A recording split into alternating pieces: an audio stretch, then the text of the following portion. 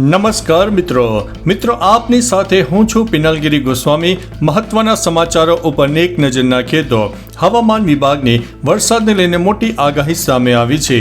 હવામાન વિભાગની જુદી જુદી વેબસાઇટ પરથી જોતા આ વર્ષે ગુજરાતમાં ચોમાસું સમયસર આવશે। જૂનના પહેલા 15 દિવસ હળવો વરસાદ, જ્યારે 22 જૂને ભારે વરસાદ, 23 અને 24 તથા 27 થી 30 જૂન ગાજવીજ સાથે વરસાદની શક્યતા રહેલી છે। ગુજરાત માટે હવામાન વિભાગ દ્વારા આગાહી કરવામાં આવી હતી કે આ વર્ષે વરસાદ વહેલા આવવાની અને દર વર્ષની સરખામણીમાં વધુ વરસાદ થવાની શક્યતા વ્યક્ત કરવામાં આવી છે। જો કે એમાં થોડો બદલાવ જોવા મળી રહ્યો છે। આ વર્ષે વરસાદ વહેલા આવવાની શક્યતા ઓછી છે, જો કે ચોમાસું સમયસર આવી જશે। મિત્રો, અન્ય મહત્વના સમાચારની વાત કરીએ તો ગોપાલ આખા ગુજરાત માટે લડશે। વિસાવદરમાં ગોપાલ ઇટાલિયા અંગે અરવિંદ કેજરીવાલે જણાવ્યું હતું કે આ વખતે તમારે કોંગ્રેસ અને ભાજપ બંનેને જડબાતોડ જવાબ આપવાનો છે। અમારો ગોપાલ કોઈનાથી ડરતો નથી, એ તમારા માટે કાયમી લડતો રહેશે। ગોપાલ વિસાવદર માટે નહીં, આખા ગુજરાત માટે લડશે। ઇટાલિયા વિધાનસભામાં જઈને ખેડૂતોના પ્રશ્નો ઉઠાવશે। હું તમારો ઉત્સાહ જોઈ રહ્યો છું, તમે આટલી ગરમીમાં પણ ગોપાલભાઈને સપોર્ટ કરવા ઊભા છો। મિત્રો, અન્ય મહત્વના સમાચારની વાત કરીએ તો 2 દિવસ માછીમારોને દરિયો ન ખેડવા માટે સૂચના। ગુજરાતમાં વરસાદની આગાહી વચ્ચે આજથી 2 દિવસ માછીમારોને દરિયો ન ખેડવા માટે સૂચના આપવામાં આવી છે।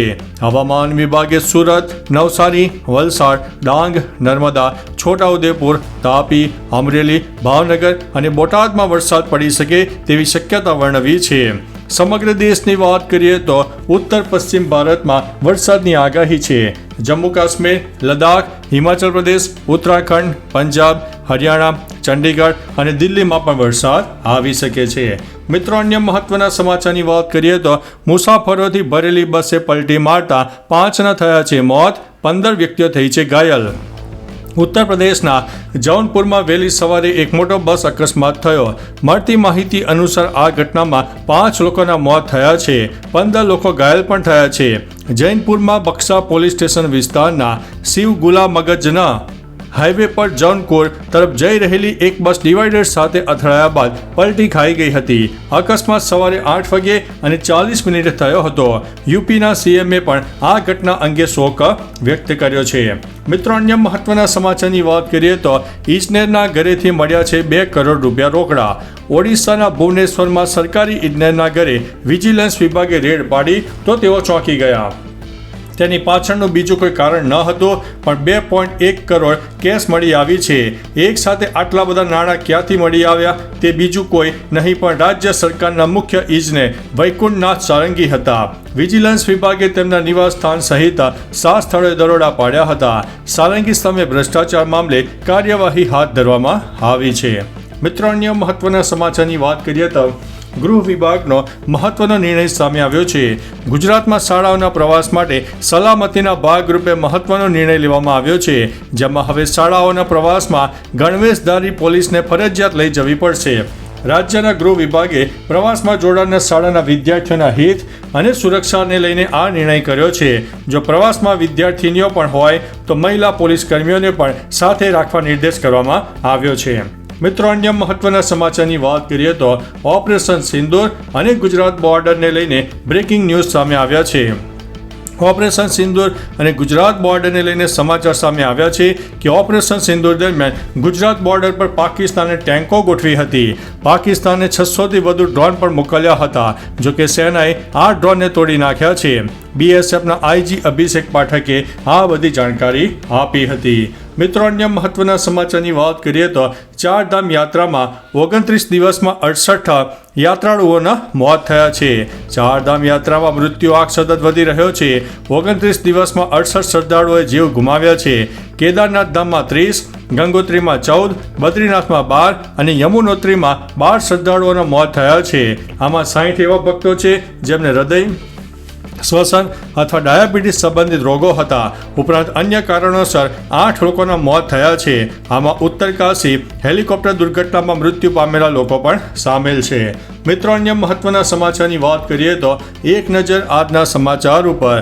વલસાડમાં GMERS મેડિકલ કોલેજના 3 ડોક્ટર કોરોના પોઝિટિવ થયા છે, જેમાં 1 પુરુષ અને 2 મહિલા રેસિડેન્ટ ડોક્ટરો સામેલ છે।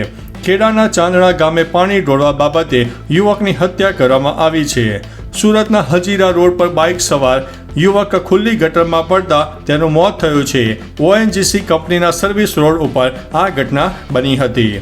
મિત્રો, અન્ય મહત્વના સમાચારની વાત કરીએ તો ગુજરાતમાં એક જ દિવસમાં કોરોનાના અધધ કેસ સામે આવ્યા છે. ગુજરાતમાં એક જ દિવસમાં કોવિડ-19ના નવા 68 કેસ નોંધાયા છે. હવે એક્ટિવ કેસ 265 થઈ ગયા છે. હોસ્પિટલમાં 11 અને હોમ આઇસોલેશનમાં 254 દર્દીઓ છે. 26 દર્દીઓ ડિસ્ચાર્જ પણ થઈ ચૂક્યા છે. મિત્રો, અન્ય મહત્વના સમાચારની વાત કરીએ તો રશિયાએ પાકિસ્તાન સાથે અબજો રૂપિયાની ડીલ કરી છે. રશિયાએ પાકિસ્તાન સાથે એક મહત્વપૂર્ણ આર્થિક કરાર પર હસ્તાક્ષર કર્યા છે. અબજો રૂપિયાની આ ડીલ હેઠળ કરાચીમાં એક આધુનિક સ્ટીલ પ્લાન્ટ બનશે. આ ડીલમાં લગભગ 22,000 કરોડ રૂપિયા છે, જે પાકિસ્તાનની અર્થવ્યવસ્થાને મજબૂત બનાવવામાં મહત્વપૂર્ણ ભૂમિકા ભજવી શકે છે. સોશિયલ મીડિયા પર આ ડીલ અંગે ઘણી ચર્ચા થઈ રહી છે. આને ભારતની વિદેશ નીતિ માટે એક આંચકો ગણાવી શકાય છે. મિત્રો, અન્ય મહત્વના સમાચારની વાત કરીએ તો મંત્રી બચુ ખાબડના પુત્રના 7 દિવસના રિમાન્ડ મંજૂર કરવામાં આવ્યા છે. દાહોદ કોર્ટમાં મનરેગા કૌભાંડમાં મંત્રી બચુ ખાબડના બંને પુત્રોના જામીન અંગે સુનાવણી થઈ હતી. કોર્ટે બળવંત ખાબડ અને કિરણ ખાબડને 50,000 રૂપિયાના લઈને જામીન મુક્ત કર્યા છે. આ જામીન પર સ્ટે મૂકવા માટે પોલીસ સામે આવતા કોર્ટે પોલીસની અરજી ફગાવી મંત્રીના પુત્રના જામીન મંજૂર રાખ્યા. પોલીસે વધુ એક ફરિયાદમાં કિરણ ખાબડની અટકાયત પણ કરી હતી. કિરણ ખાબડના કોર્ટે 7 દિવસના રિમાન્ડ મંજૂર કર્યા છે.